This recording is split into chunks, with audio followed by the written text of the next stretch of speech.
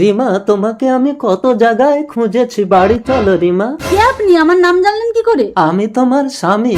রিমা, এই বুড়োটা তোর বল? না না পূজা, আমি এনাকে চিনি না। কাকু, আপনার কোথাও ভুল হচ্ছে, আমার এখনো বিয়েই হয়নি। আমার সাথে তোমার বিয়ে হয়েছিল, তুমি কথা দিয়েছিলে জনম জনম আমার সাথে থাকবে। ও যে আপনাকে বিয়ে করেছিল, কি প্রমাণ আছে আপনার কাছে?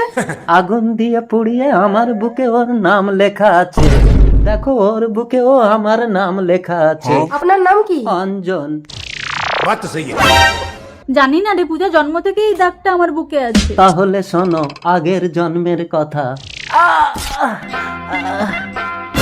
অঞ্জন, তুমি আগুন দিয়ে বুক পুড়িয়ে আমার নাম লিখছো? কথা দাও রিমা, তুমি আমাকে ছেড়ে কোনোদিন যাবে না। কথা দিলাম, জনম জনম তোমার সাথে থাকবো আমি। রুকো যারা। আমিও আগুন দিয়ে বুক পুড়ে তোমার নাম লিখবো। রিমা, রিমা, আমার বউকে আমি অন্য পুরুষের ঘর করতে দেবো না। অঞ্জনের কাছ থেকে আমাকে নিয়ে গেলে আমি কিন্তু নিজেকে শেষ করে দেবো বাবলা। রিমা, আমার রিমা। উঠে পড় অঞ্জন, তোকে আমি অমর বর দিলাম, তুই কোনোদিন মরবি না।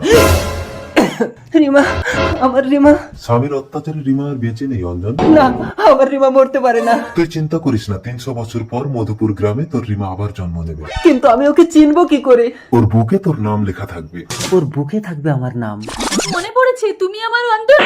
রিমা, এই জন্মেও তোমাকে কারো হতে দেবো না রিমা। পারবি না। কেঁদো না অঞ্জন, তুমি বেঁচে থাকো, আমি আবার ফিরে আসবো।